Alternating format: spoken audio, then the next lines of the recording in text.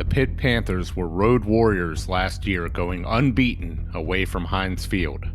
That focus and mentality must be cranked up again in the coming weeks. First up, a crossover foe in the Louisville Cardinals. We discuss that and more on this week's Hail to Pitt podcast.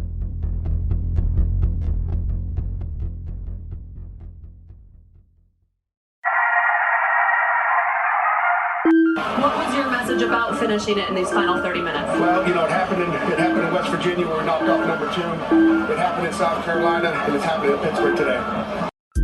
Our guys had a lot of guts tonight. We're just going to keep getting better. I mean, that's what it is. One hell of a game that you will never, ever forget. We shocked the world! Hail to Pitt. Hail to Pitt. This is the week of October 22nd, 2022, and this is the Hail to Pitt podcast. I'm Alan. And I'm Vince. Pitt had no opponent last weekend, but they still took a couple L's to the transfer portal and the injury bug. How much does that affect them this week against Louisville? Vince, how many yards will Izzy run for this week? How many touchdowns? Why is Syracuse so good? What is going on? Who is doing this? I need you to answer all these questions for me this week. Yeah, there's a lot going on here on after a bye week. A lot to unpack, if you will. And we'll try to sort it out this week ahead of this big primetime matchup on Saturday. Oh, I officially hate primetime ACC matchups. Can I say that? I think we all do after the last one. I'm not looking forward to this kickoff time. Even though I'm on the West Coast, it'll still be light out when Pitt kicks off on Saturday. I'm not sure how I feel about them, but it's not something we can control. So we just go out there and play our game regardless. We can't control it, but I mean, you know, kickoff times are important to college football teams. Take a look at LSU just a couple weeks ago. Oh, yeah. This could be damaging. So we're going to have to talk about that. Of course, the players, the coaches, their schemes, and everything in between. Let's get it going. At H2P Show on Twitter is where you can follow us, talk to us, interact, send us memes or memes, if you like to say it that way. Social media at H2P Show. Hail to Pitt podcast. If you email and you want to email us, hail the number 2 pittpodcast@gmail.com. And I don't need to tell you how to spell hail, which way to spell it, because you're a Pitt fan and you're smart. Hail to you. We appreciate you and all the feedback you give us on social media, on the emails, and of course, other places like Reddit, Panther Lair. A week off when you see transfer portal movements, rumors, bagmen, innuendo. It's all fun, and it flies there. And, man, I love it. I love the Pitternet, every corner of it, even the dark corners. We appreciate all of you. And we appreciate our great sponsors and really tag team partners in this venture every week, Pretty Easy Podcasts. You can go to prettyeasypodcast.com. They help you with your podcast. Simple as that. When it comes to scheduling and meeting online to record a show, sound good, insert all your gimmicks like we have with the intro and any sound effects Vince wants on the fly. Sometimes Vince tells him he wants crazy sounds and they put it in there. You're probably hearing music. We're not hearing it right now. While we're talking right here, they did that and they'll do that for you. It's so easy. It's so affordable, most importantly. And they haven't even adjusted for inflation, Vince. They're kind of crazy, but most importantly, they're easy and fun to work with. And you could do the same as we do with Pretty Easy Podcasts by going to prettyeasypodcast.com. Because they make podcasting pretty easy. Do you have an easy week off from Pitt action, Vince, or were your stress levels and blood pressure still high? I suppose it was a pretty easy week. I think we all needed it, and I think we were coming into this game refreshed and ready to go. I'm feeling good. I'm still. It's like mid-season exhaustion is lurking, but I think I could overcome it. This game will determine a lot for the rest of the season. Every week is going to be like this, at least for the next few weeks, because it's kind of do or die now for Pitt when it comes to an ACC championship and the hopes and dreams and goals they set out for the beginning of the season. And when you see some other teams having the success they're having, and you see what Pitt's been capable of and some of their issues, we got to wonder, where is the Pitt ceiling? And I honestly, Vince, I still do not know. I think this week will really prove a lot, though. A quality opponent in a hostile environment. I feel like we're going to learn the most we've learned about the Pitt Panthers this week. Yep. We talked at length last week about stuff that needs to be improved upon, and we will find out if they've improved upon or not. Because if they have not, they will lose this game. I'll tell you that right now. A fired up Louisville Cardinal team at home. This team, Alan, 3-3 on the year. You may be thinking, oh, well, this isn't some top flight competition, but I'll disagree a little bit. This team could easily be 5-1. Lost a very close game to Florida State, a close game to Boston College, that they were ahead in the fourth quarter. Both those games, they got blasted by Syracuse week 1, which doesn't look so bad right now. Quality loss. They beat Central Florida, South Florida, and Virginia on the road to 3-3. So, and some of those games, their quarterback Malik Cunningham, who we'll be talking at length here, he's been banged up several times this year, probably because he's been running so much. But coming off a bye week, he's expected to be healthy and ready to go. From everything I understand, even though this is rather early in the week here, recording this on a Tuesday this week. But it sounds like he's going to be ready to play. So it's going to be a big test for the Panthers here on a Saturday night. And I think one they're definitely capable defensively of handling. Malik Cunningham, quality quarterback, good college quarterback, super athletic, can make plays, make something out of nothing. He's their leading rusher. He actually is rushing for more yards than any receivers receiving. He is their offense. Yep. But don't forget, Tyon Evans is a Tennessee transfer.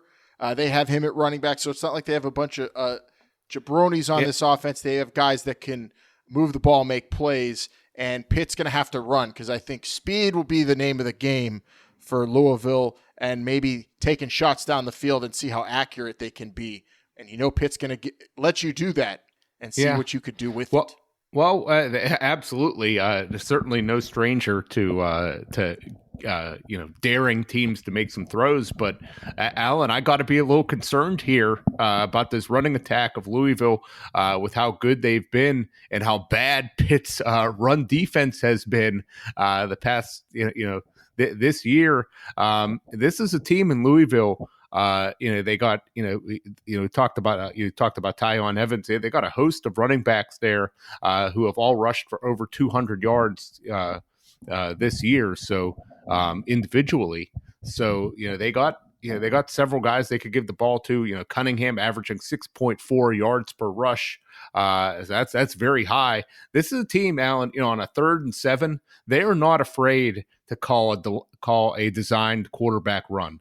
And have Cunningham just go make a play and get a first down. So I am, just the I don't know if you call it just undisciplined nature that we've seen, just uncharacteristic of this Pitt run defense. It's got to be better this week, Alan, or they're going to be in some serious trouble. Yeah, the run defense needs to be disciplined. I think Pitt up against a running quarterback, against this quarterback in particular, they've looked all right, and I think they can handle the quarterback scrum. I think Hendon Hooker, for the most part, Pitt did a pretty good job with him.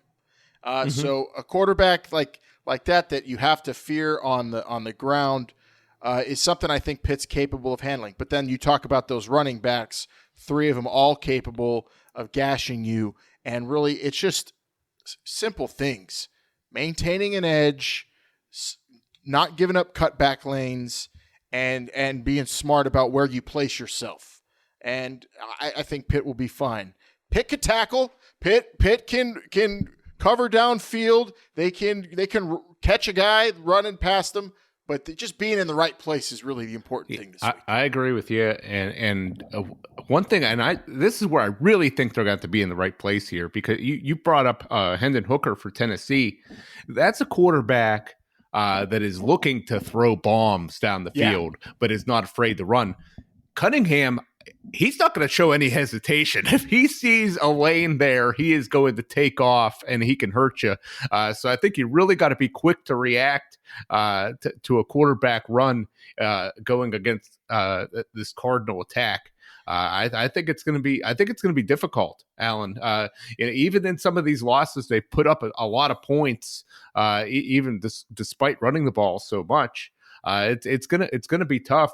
I'm hoping that a lot of the injured, banged up players they've had on defense, Haba Baldonado, Adeslin Alexandra, hopefully those guys are back at 100% full strength, or as much as you can be at this point in the season, coming off a bye week. Yes, they did play, against Virginia Tech, but maybe they weren't 100%. They certainly did not, haven't been making the plays that we expect from those particular individuals. They're going to need to do that this week. Those defensive ends are going to be critical.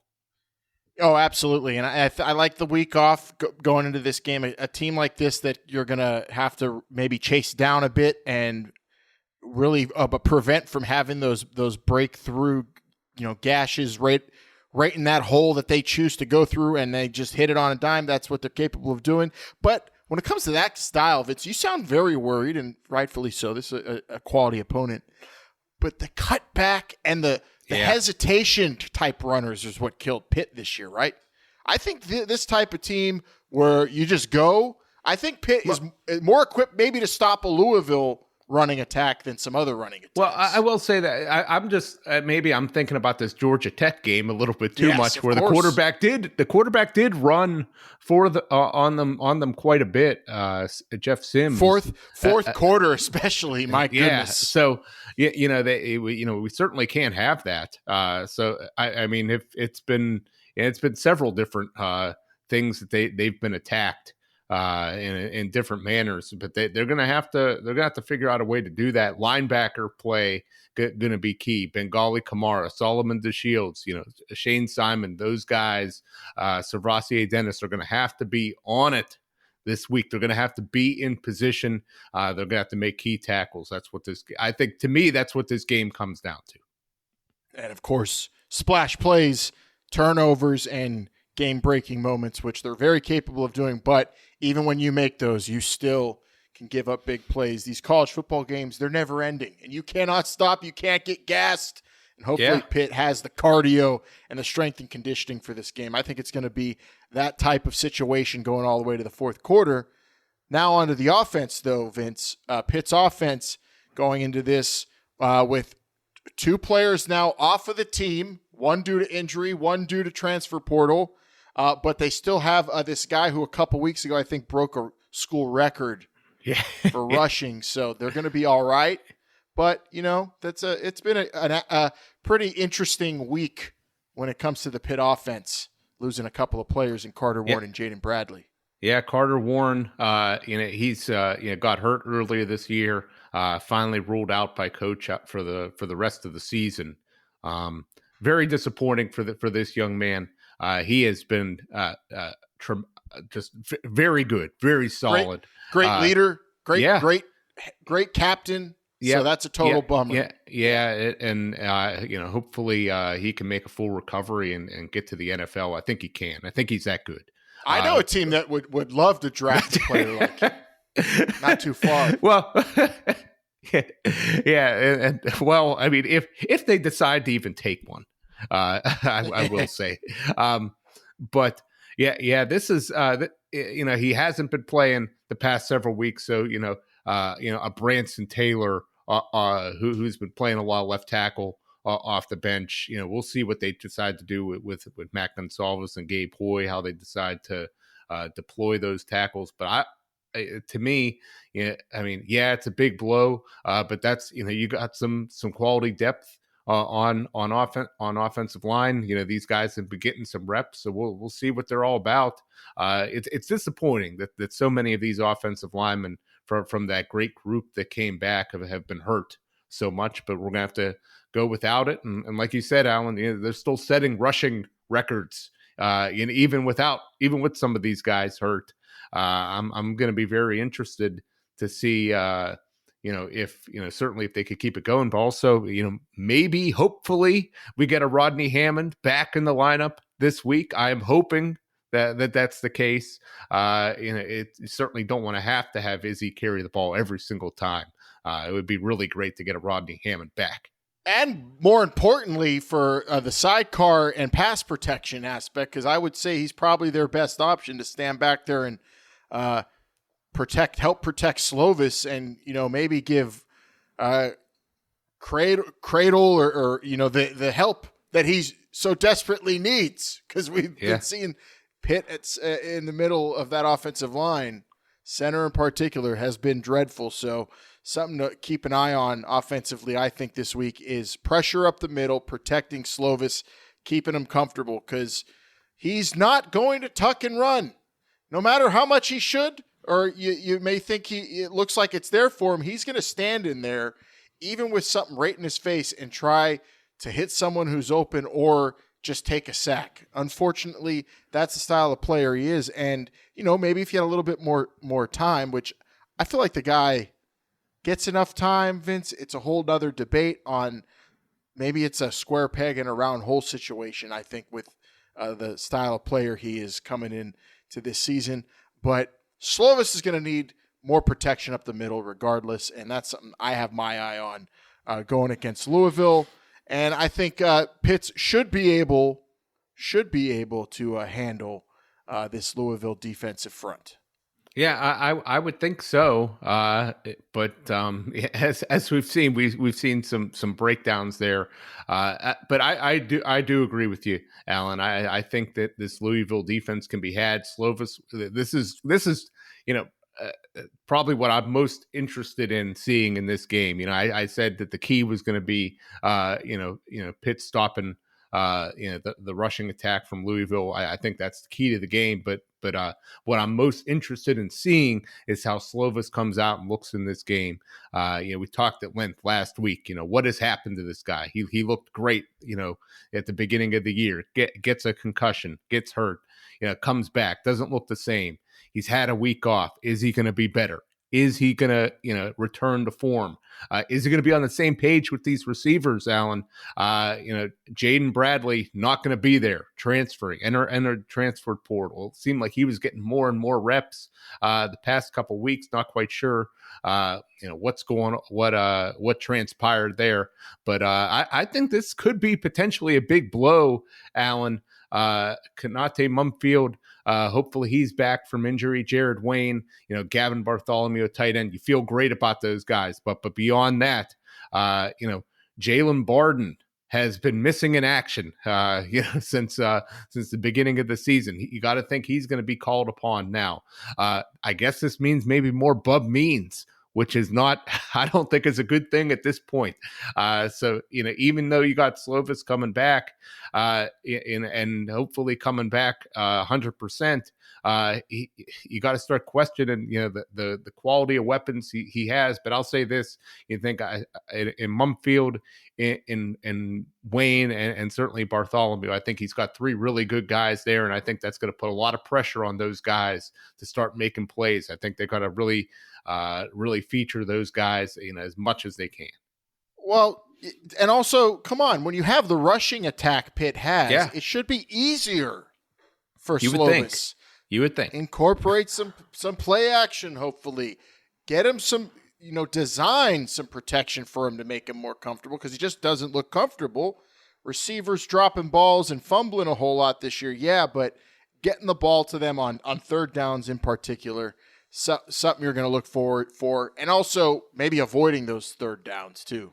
Yeah, gonna be interesting, because this Louisville defense is very susceptible to. You could throw it on them if you want. You definitely could run it on them if you want. They're ready to give up a bunch of yards and a bunch of big plays.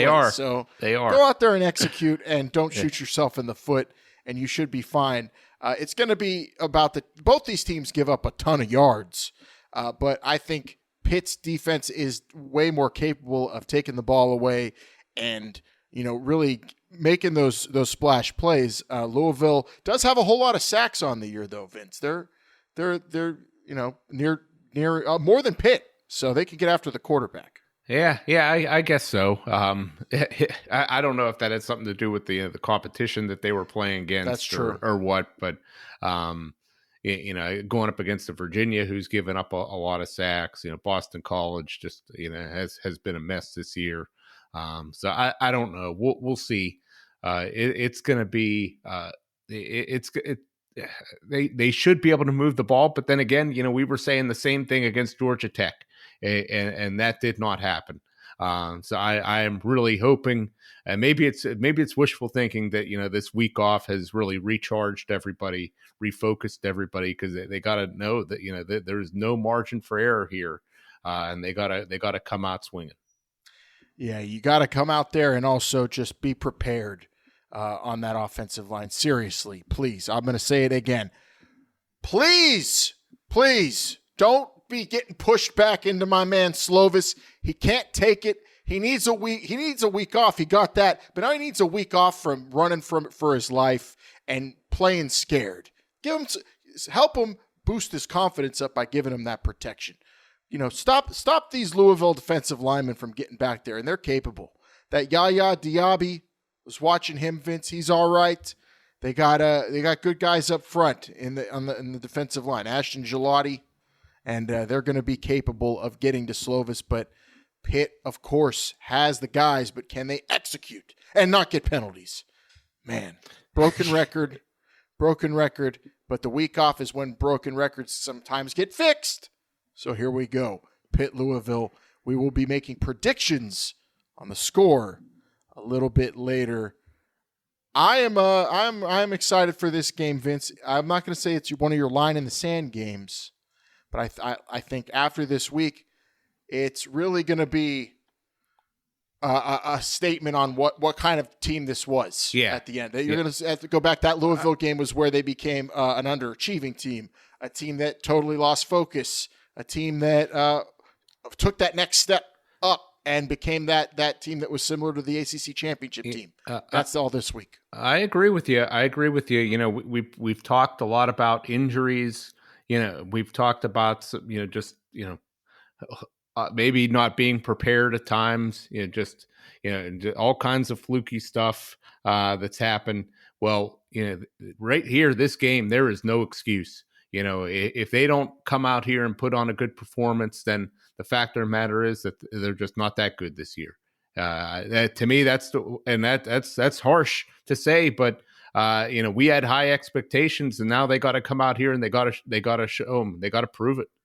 And let's not forget, besides the revenge trip to Kalamazoo, this is their first road game in the conference and their first big road test. Yeah, Pitt was undefeated last year on the road. This might be all because of scheduling.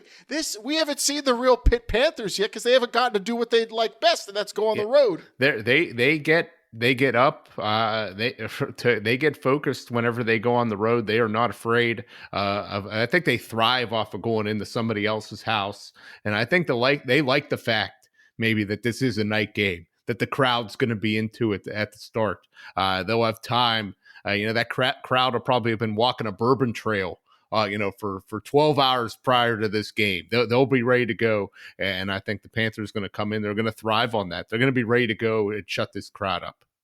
I mean, this is going to be a big time atmosphere, especially because, they might be scoreboard watching, seeing Georgia Tech's losing to Virginia, and everybody in that stadium on both sidelines is going to think they have hope of winning the Coastal because Georgia Tech, of course, dominating the conference right now, the division right now. Okay, well, obviously, and of course, can't forget about UNC, but we'll talk about them next week. We'll get to predicting that Louisville game later on, Vince, but let's head on into the information superhighway where we get all sorts of great thoughts, really sage advice from fellow Panther fan to fellow Panther fan, scoops. Everything happens on the Pitternet. Can you explain what internet is? I hear there's rumors on the internets. And to all those faceless keyboard warriors on Twitter. But we're a good darn football team. I'm proud of these guys. Panther in Kentucky on Panther Lair. on Pitt versus UNC at 8 p.m. Great! We can watch the ACC refs fix the game for UNC in primetime. Think I'm kidding? Stay tuned.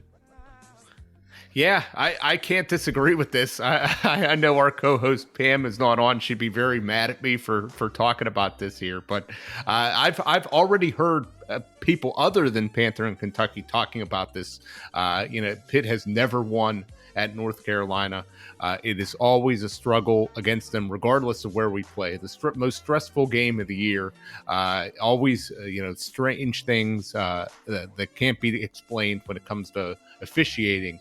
Whenever they play against the Tar Heels. I don't expect this game to be any different, especially with North Carolina, potentially having a lot to play for here.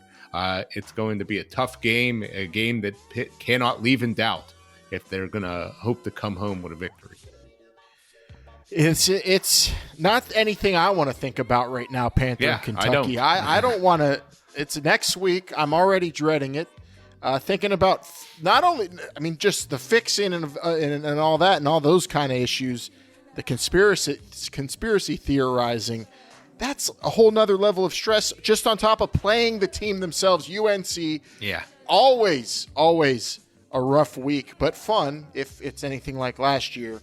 And I'm just hoping the weather's really bad. That's all. That's the only thought about that game in my head right now. That's something. That is something that ACC referees cannot control, although that HARP system is out there, so maybe they can. I don't know if the Jefferson pilot Starship has control of HARP, but that's another conspiracy show we're going to have to maybe start up if more Panthers want it. Ask for it on the Pitternet. Maybe we'll give it to you, but I don't know. I think Pitt matches up well, but that's too early to talk about. We have to see this week first, Panther and Kentucky. Quit looking ahead. Snap hook 297 on Panther Lair. The stats don't lie. Vanderbilt Har stinks. 14 in punting in ACC, 2 blocked punts, which are on him. The stats don't lie. This Australian punter, not as good as others. I think I agree with that, Vince. Yeah, it has not been well, not gone too good. The punting so far this year, 2 punts, bad enough that they were blocked, but basically, one for a touchdown, one inside the 5-yard line. Pitt somehow won both those games. So I'm not quite sure what to think about that, but yeah, it has not been good. I'm not sure. Hopefully this guy can improve, Sam Vanderhaar, and get better. I mean, they gotta, in addition to not, having punts blocked, a lot of these punts have not gone very far, either. So, I don't know. Do you think that's because of Acrisure Heinz Field Creature Stadium? Do you think that it's just punting's really hard, harder than field goal kicking there? I wouldn't think so. I'm not saying it's not harder, but I'm just saying that I don't think the field or the stadium has anything to do with it. Maybe the fact that it's an NFL stadium, maybe. I'm not sure, but we'll see. This is something, if this doesn't get corrected by the end of this season, then you got to be looking somewhere else for a punter. You cannot go in the next year with this. I got one for you here on the Pitternet, Vince, from JT92 on Reddit. Okay. Reddit on the transfer of Jaden Bradley. And I don't know if JT92 is based in Reno, Nevada, but it could be.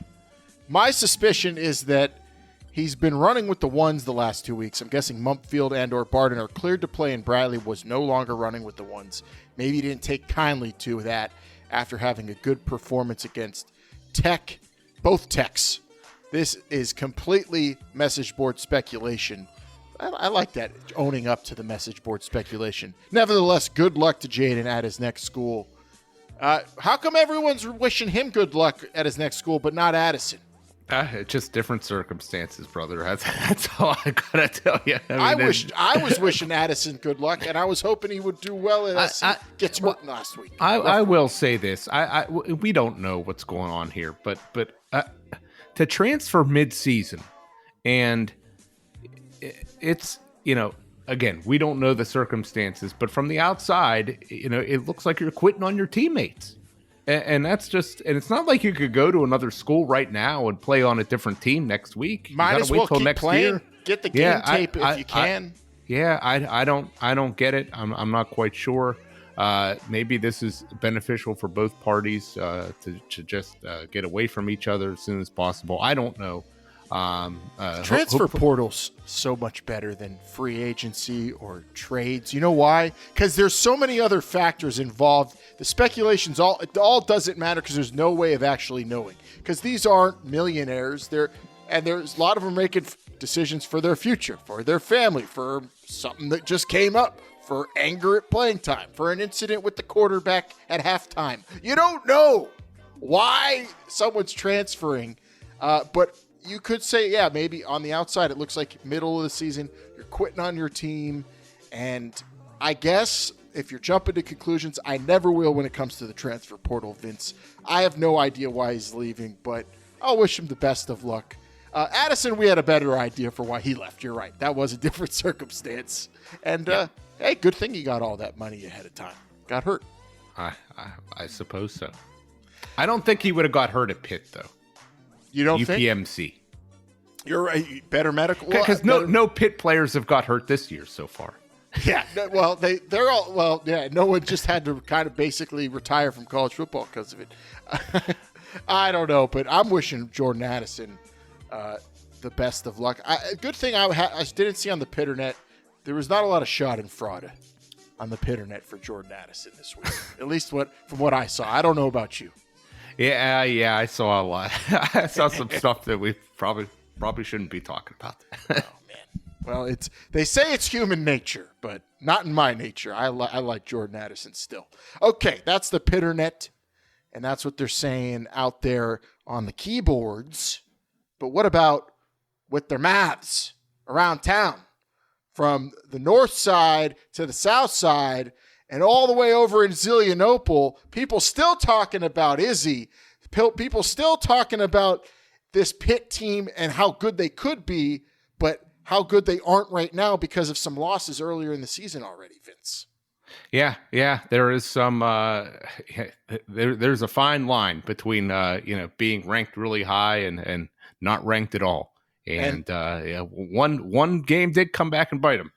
And that fine line is something people around town will always talk about and hold you to a certain kind of standard. Another Saturday coming, and the Panthers are playing. Trying to find out what the answers are saying. You see that Tennessee beat Bama down there last week? Yeah, all them fans, they tore down a goalpost and that. Yeah, they ain't used to winning much down there. You think they would have tore down them goalposts, at Acrisure if Pitt beat that team? The hell's Acrisure? Hell to Pitt. What the answers are saying. So that's what the Yinzers are saying. Alan, we talked about it last week. A good week for Pitt to be on bye. A ton of huge games. The Alabama-Tennessee game being one of them. They did not disappoint.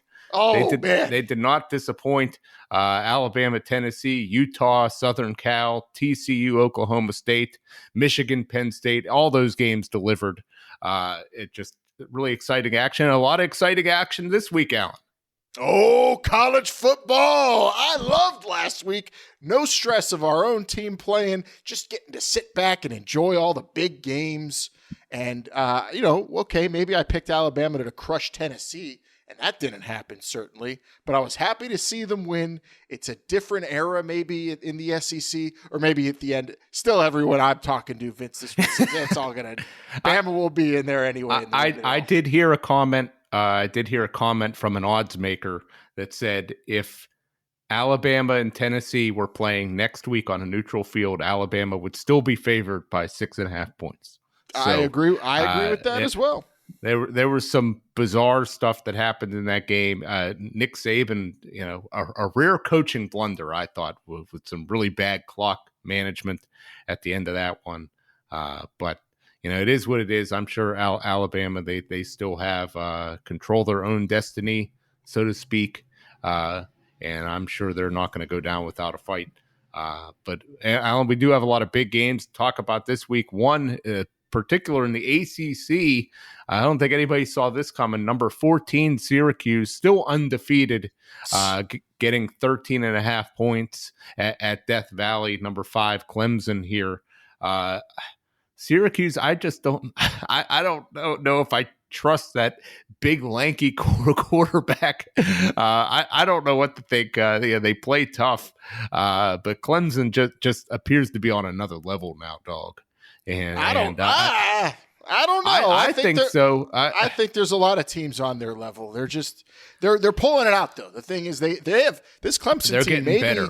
They're getting better every week. They're very talented, but I'm comparing them to past Clemson teams. Maybe isn't as talented across the board, but has a ton of grit. Man, they're very gritty. They're not messing around trying to get back to their spot in the ACC. I'll give them that. But the Syracuse team, watching that game against NC State, they've got the grit too. They've got the good running back. They've got a wide receiver who knows how to make a big play in Aronde Gadsden. I mean, they aren't making me a believer, but they're definitely making me worry as a Pitt fan. I'm still picking Clemson, Vince. I've been going broke. Well, if I was actually betting, I'd be going broke betting against Syracuse. Good thing I'm in California and can't lose all this money. I don't think I picked a game correctly last week on our picks. But this week I'm confident I got Clemson winning for sure. Okay. And then the line we're looking at, what are they? What are we? I'm seeing 13.5 right now. Ooh, that's so much. That's what I see too. 13.5 Clemson. Oh man. I don't want to do that in the ACC. I don't want to get 2 touchdowns against a team, especially a team that's ranked.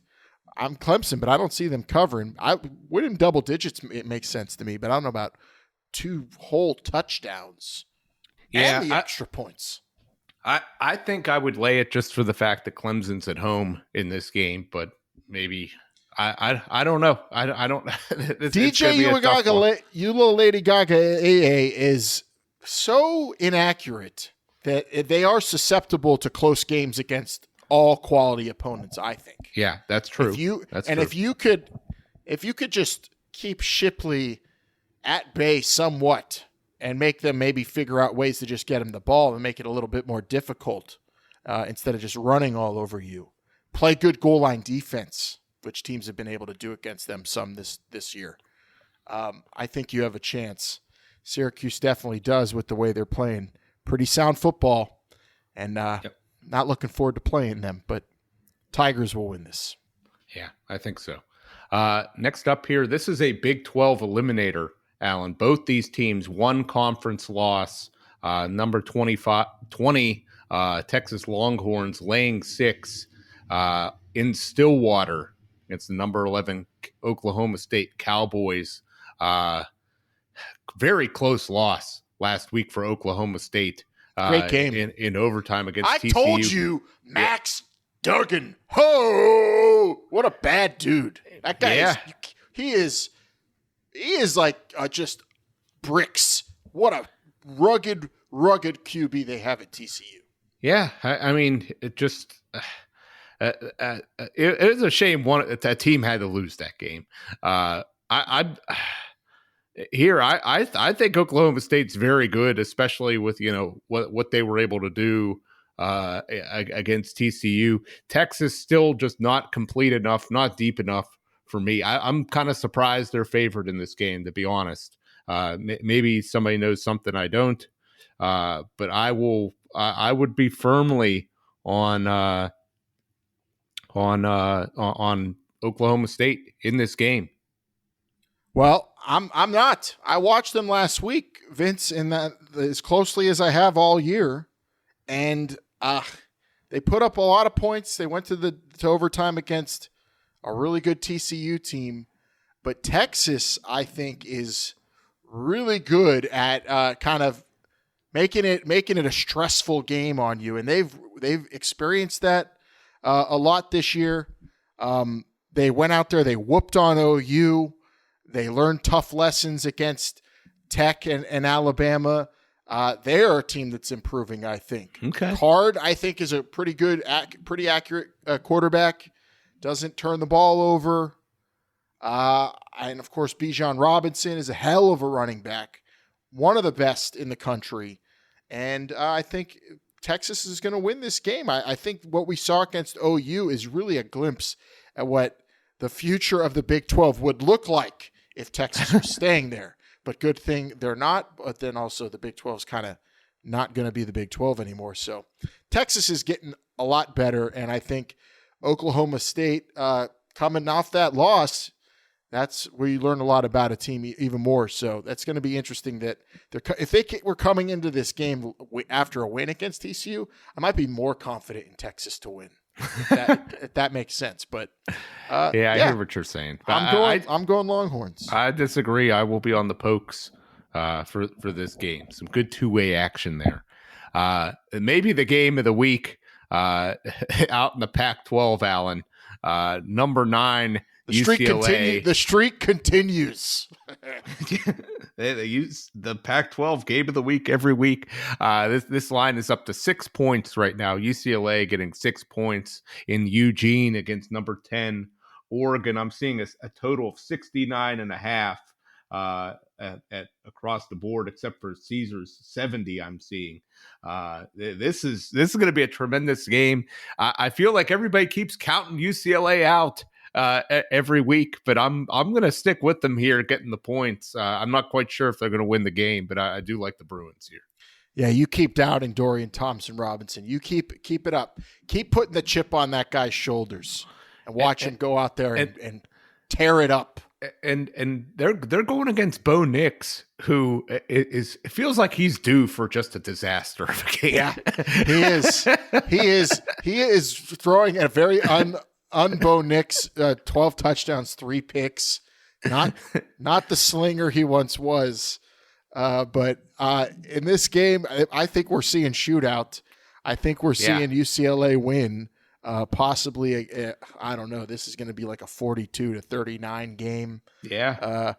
Look for the my favorite Jake Bobo for UCLA to haul in some touchdowns. But of course, DTR baby, Dorian Thompson-Robinson leading the Bruins in this one. Chip Kelly Bowl, gonna be really fun. UCLA and Oregon. I'm just mad that the UCLA SC doesn't mean as much anymore, but it still could. It still could. Yeah. It's better when they both have zeros in that L column. Yeah, that's true. But we'll see if Oregon could spoil that for us. Man, what a fun Pac-12 game, though. I will be watching this, and this is the site of game day, correct? I believe so. Wow. Yes. Wow. And it's gonna be rowdy. I cannot wait. This is a really exciting matchup when you talk about just the quarterbacks too. That's when I like just 2 great college quarterbacks, fun to watch. This will be a good one. Yeah. Go UCLA though, because I like them or anything. Of course, fight on SC, but want them to be undefeated for that game. Yeah. Yep. In the SEC, number 23 Mississippi State getting 3 touchdowns on the road against number 6 ranked Crimson Tide in Tuscaloosa. Alan, you got to imagine Alabama is just furious in this game. Unfortunate for the dogs. They were giving up points at will, it seemed like, against Tennessee. Mississippi State, not quite as high-powered of an offense, but they certainly have the ability to throw it around. Do you think this one could be close? No way. Mississippi State, I lost a lot of respect for them losing to Kentucky last week the way they did. I can't believe they got double-digited. Very unexpected for me. I picked the Bulldogs last week, and now you're facing the worst possible team to face coming off of a loss. And you do not have the offensive gimmickry. You don't have the talent of a Tennessee to really frustrate Alabama I just can't wait to see what the Alabama defense does to make up for that performance last week. I am very, very confident in Nick Saban and Alabama to bounce back from that one. And I might pick them by 4 touchdowns in this. Whoa.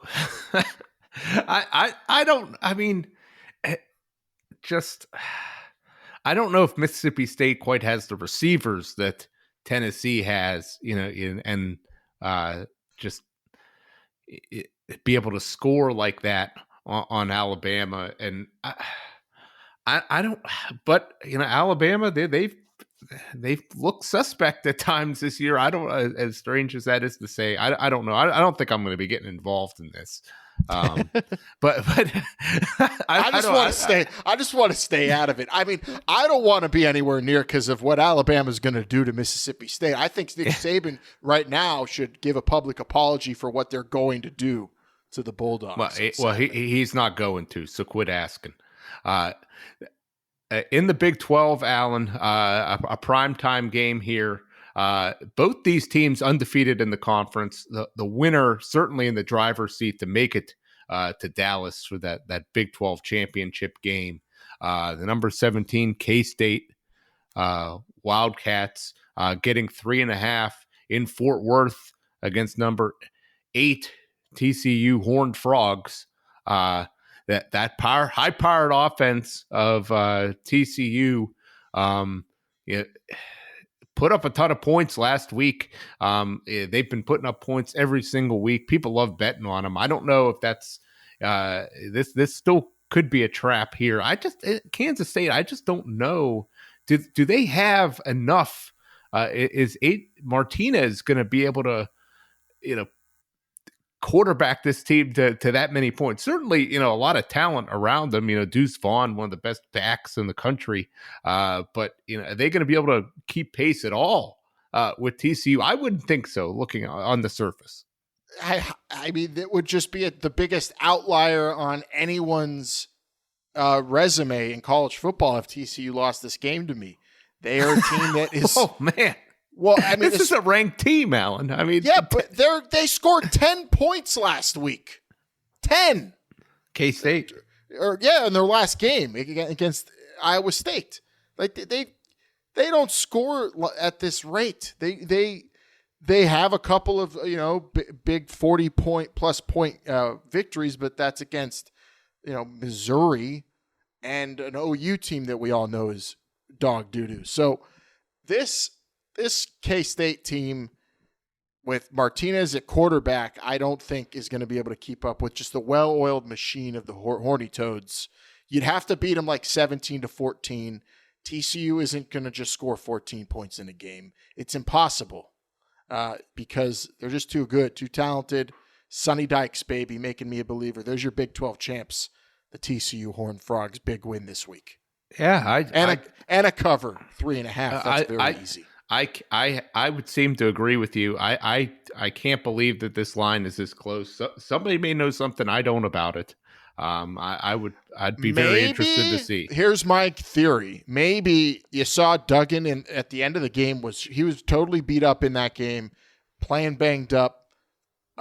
Maybe he's a little hurt. Maybe even injured going into this game, and someone knows something. But I'm not speculating on that. I see the game tape. That's what I see. I see TCU definitely pulling out this win with a cover. Let's go 55-18. Okay.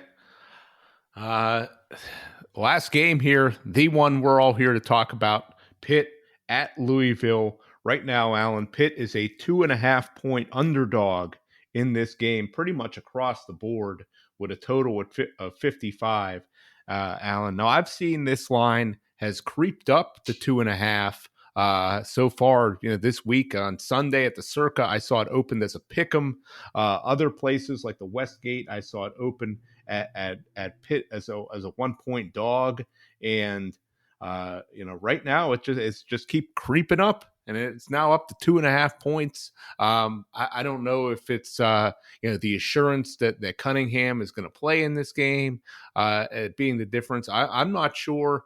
Pitt hasn't looked great, I suppose. The past several games, a little shaky, but Louisville's looked pretty shaky as well. I don't know if it's just a home field type thing for the reason why this line is so close. I don't know. I'm just looking at this game saying Pitt is getting hopefully a lot of guys back healthy for this game. Hopefully Keaton Slovis is back to 100% and a kind of returning the form from earlier this year. Hopefully we're getting a Rodney Hammond back in this game because I don't see if Hammond and Abanikanda are rolling this game. I don't see Louisville stopping them.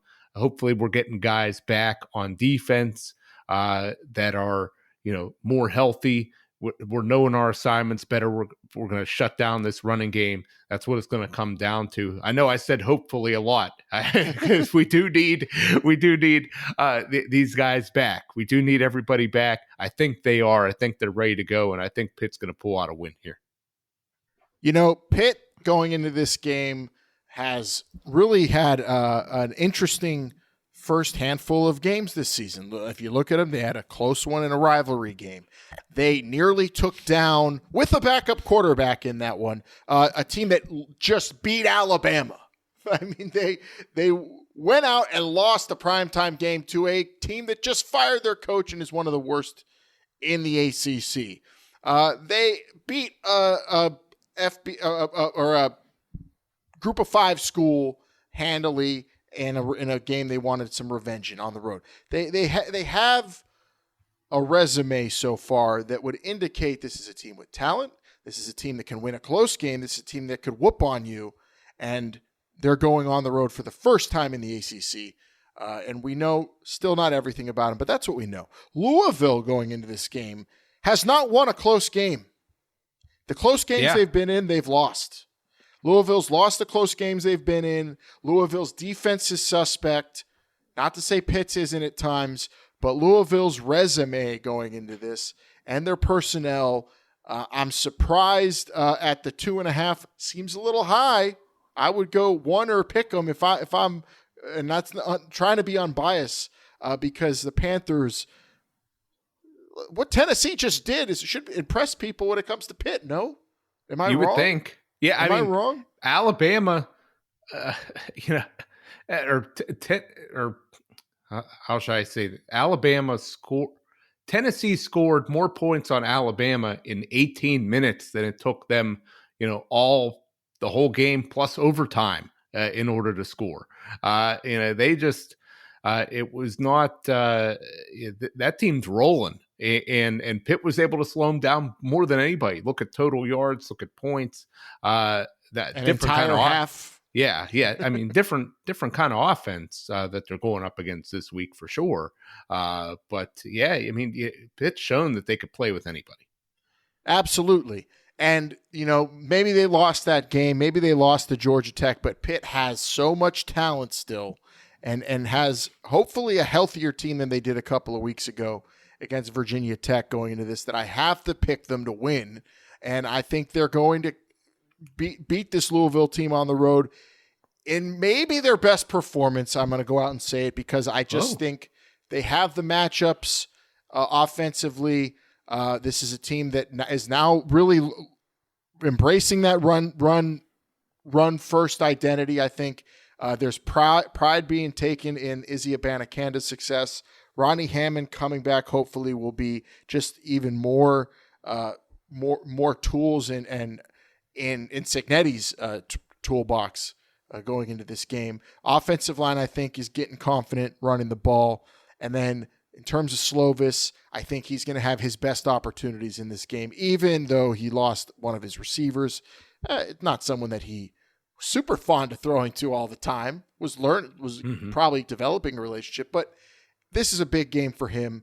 Defensively, Pitt's going into this. They can beat Malik Cunningham. They can beat a team that has solid running backs. It's just can they keep their heads right and keep this team in check and force them to make those plays down the field. You don't want to give up the easy plays, Pitt. And the thing about them is they're going to ask you to make tough plays on them and give you really good high percentage chances at making those relatively. But Pitt giving up the easy plays on long runs is what's killing them this year. And cleaning that up in a bye week is what it's all about coaching-wise. And I'm confident in the coaching staff. So I got Pitt winning, Vince. I'm going to go 29-16 over Louisville. But it'll probably be a little bit closer than that. But I just built up the matchups on offense, so I'm going to go all out. Best performance of the year. Okay, I'm going to go 34-24 in this game. I Nice. still think that this running attack, I think they're still, while they're not perfect for sure, Abanikanda just has that ability to hit these big runs, and I still think he's going to be able to hit enough of those. Plus some improvement from the passing game. I'm a firm believer in that until proven otherwise. And defensively, I do think they got to show me that they could stop a team, consistently for 60 minutes. Still got to think that Louisville is going to hit a couple big plays, but I don't think it's going to be enough. And the Panthers going to come out of here with a win. There you go. I like that, and that means Pitt would be 5-2 going into next week's matchup with UNC, and we will be breaking that game down, recapping this Louisville game next week right here on the Hail to Pitt podcast. Vince, what a really great week, I think, now that I think about it. Now we've done the show. We had the week off. I do feel refreshed and ready for this game. Yeah, you got to. This is a big one here. This is going to really determine the trajectory of this team throughout the rest of the year and tell us really how good they are. And I cannot wait to watch it. 8:00 ACC Network, prime time. I don't care where you are, if you're at your house, if you're at the Acorn Club, wherever it may be, get to a television and make sure you're watching this one. It's going to be big. Yeah, get your IC or IC Light. You got your choice. It's a big game, baby. Man, podcasting's therapeutic. I feel good, confident, better than I did coming into it. No wonder Kenny Pickett was so great last year. He was doing radio and podcasts all the time. It gives you a good feeling going into a big game. Hopefully you got that good feeling too, everybody. Vince, you got anything left for them? Oh, just can't get hyped enough for this game. Everybody get ready for it and hail to Pitt. Okay, at H2P Show, remember, is where you can hit us up on Twitter if you want to interact on social media. Hail2, that's the number 2, Hail2Pitt podcast at gmail.com. If you want to send us an email and interact that way, we appreciate you. We love you, and we really, really hope Pitt beats Louisville. So when we're back here next week, we're talking about a huge ACC matchup with Pitt and UNC. But until then, enjoy the game, everybody, and hail to